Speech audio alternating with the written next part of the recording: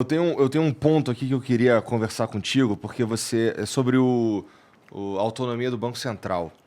É, eu conversei já com outras pessoas que são duas formas de enxergar como o Banco Central funciona, que é com a interferência política lá do presidente e tudo mais, e o jeito que está acontecendo agora, nesse momento, que é uma independência do Banco Central.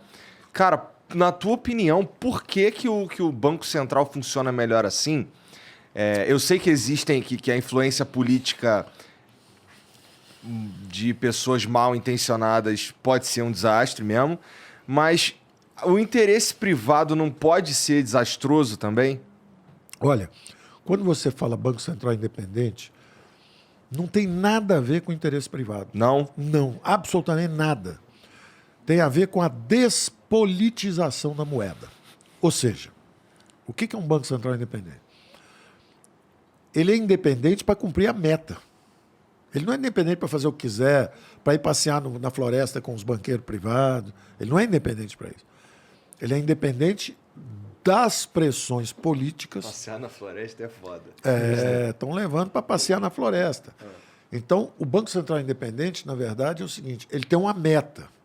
E ele precisa de independência para cumprir essa meta.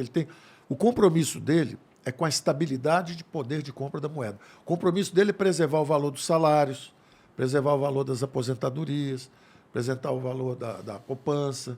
Então, o compromisso dele é botar a inflação ali dentro daquela meta. Ele precisa ser independente, porque pode chegar alguém para ele, como fizeram os governos passados: eu quero a reeleição, bota um juro zero aí.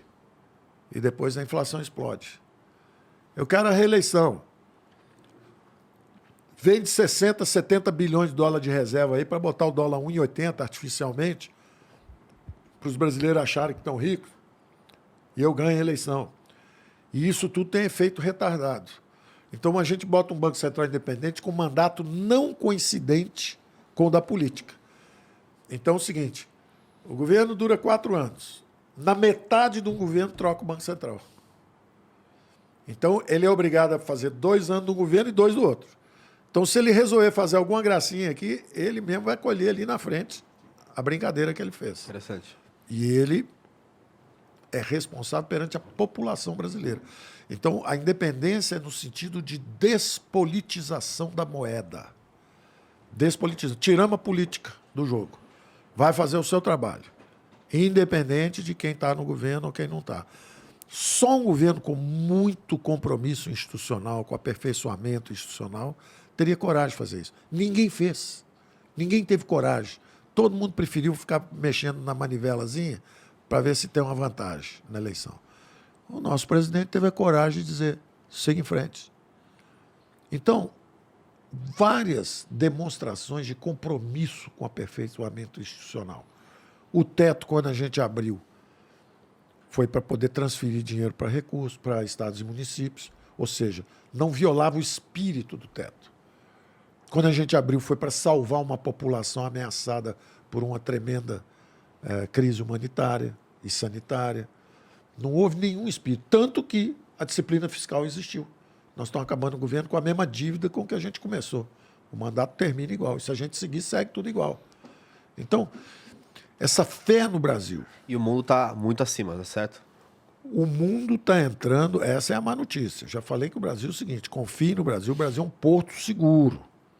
É um porto seguro. A América Latina está desmanchando em volta do Brasil. Desmanchando. Olhem o que está acontecendo. Olhem os fatos no Chile.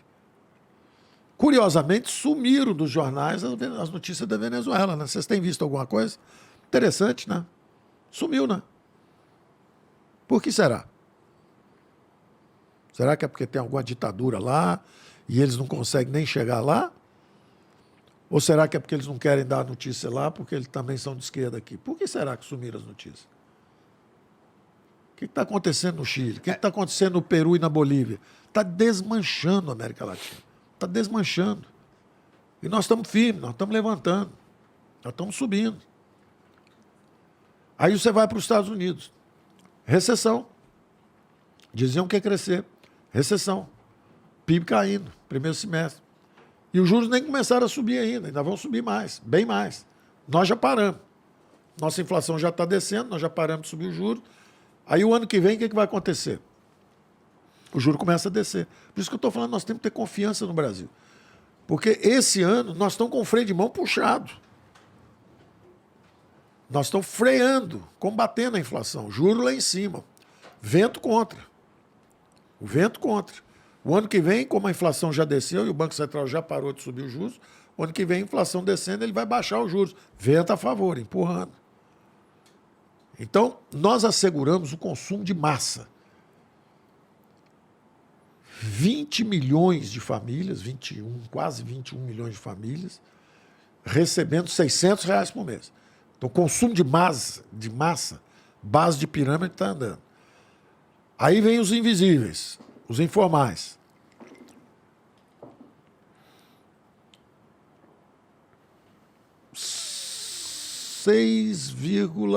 São 8,8 com 7,3. 7,3 milhões de novos empregos informais. Todos eles voltando ao trabalho, todo mundo chegando a 100 milhões de brasileiros em trabalho. Formais mais informais, todo mundo junto. Investimentos, 900 bilhões já contratados e agora a reconfiguração da cadeia produtiva global com a reindustrialização do Brasil. Então já tem esses 900 bilhões, são quase 90 bilhões por ano, mais o que vem agora para a energia. Para a energia. E para alimentação. Mais os acordos internacionais. Agora a União Europeia quer botar a gente para dentro do clube, porque eles vão precisar de alimento e energia nosso. Então, um mundo turbulento, uma América Latina desmanchando e o Brasil altivo, com desempenho e fazendo o seu trabalho. Esses são os fatos econômicos. Essa é a realidade. O resto é política, é barulho, é confusão. A gente com freio de mão puxado, nossa taxa de juros está em que, 14%? 13,75. Qual que tu considera que é uma taxa... Aí é que está. Banco Central independente, ministro da Fazenda, da Economia, tu que manda. não fala, não sou eu que mando. Eu só posso olhar e falar, às vezes eu faço assim, né? E às vezes eu faço assim também. Porque o cara dirige bem. Entendi. E pô, essa taxa de juros, ela afeta na nossa dívida, né? Afeta, dói muito, custa caro. Custa É muito caro, ruim, cara. É muito ruim. Mas o que nós temos que fazer? Qual é a nossa parte? Cada um tem que fazer a sua parte. Então, o governo zerou o déficit. Então, eu sei que desde o ano passado eu não estou criando problema. O juro não está alto por minha causa. Porque eu estou em equilíbrio no ano passado, em equilíbrio. Justamente nós aproveitamos a volta em vez de crescer 7% ou 8% com um buraco fiscal, nós fizemos a volta tirando os estímulos. Então a economia não tem o doping. Não tem doping. Está tudo... É como é mesmo. Vida como ela é. Então a culpa não é nossa. O valor do dólar é o valor do dólar. O valor do dólar... Nós fizemos a nossa parte. Ele está lá agora. Agora o que acontece? O Banco Central está fazendo a dele. Está fazendo o combate à inflação usando a ferramenta dele, que são os juros. Dói pra caramba. É ruim. Mas é uma inflação que veio... Não é mais a nossa culpa. A nossa foi quando a gente deu aqueles recursos, só que aí logo depois, no ano seguinte, a gente tirou, baixou de novo. E quando deu com recursos que nós mesmos gerimos, conseguimos criar com a nossa boa gestão. Então, nós não estamos pressionando a inflação. O fiscal está forte, está tranquilo. O que aconteceu com o monetário? O mundo inteiro, como desagregar as cadeias produtivas, os preços começaram a subir e os bancos centrais dormiram ao volante. Todo mundo dormiu ao volante, está todo mundo dormindo lá. O nosso foi o primeiro que falou, opa, o que está acontecendo? Pegou o caminhão e voltou para a estrada rápido. E o que acontece?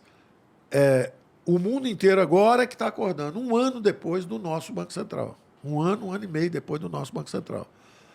Então, nós estamos firmes e fortes com o fiscal, estamos com o monetário. Dói pra caramba esse juro. Dói pra caramba. Mas é aquele negócio. Está feita a cirurgia. Agora, daqui a pouco, começa a descer e está tudo certo. Isso é uma projeção realista. Super realista. O Banco Central está prevendo. O mercado, é interessante isso, o mercado estava prevendo inflação de 11% esse ano, no início do ano. Eu falei, vocês vão passar o ano revendo para baixo. Aí eles reviram para 10, para 9, para 8, para 7. Eu estava a caminho, vindo para cá, atravessando os 7 grandes lagos de São Paulo, né, porque está chovendo muito. Então, o carro de vez em quando dava uma paradinha, tinha que dar uma volta e tal. Mas eu vi uma previsão, já para o ano que vem, Focus na sexta-feira já saiu 5,88. E aí eu vi já um banco conhecido, importante, fazendo uma previsão já de 5,5. Então, aí um Começou em 11.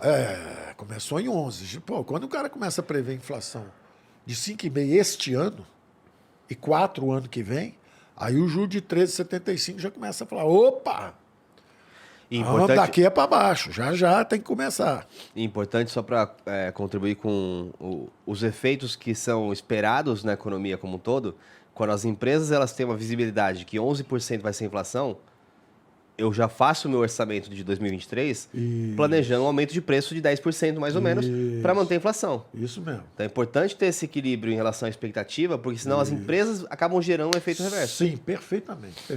Nós somos átomos que raciocinam, é aquele negócio. Se todos nós achamos que vai ser 12, todo mundo começa a remarcar 12, daí a nossa angústia com as pessoas que, em vez de observar o que está acontecendo, ficavam chutando números desastrosos. Inflação vai ser 15, populismo fiscal, total desequilíbrio fiscal, e tudo mentira, porque quando você olhava os números, não.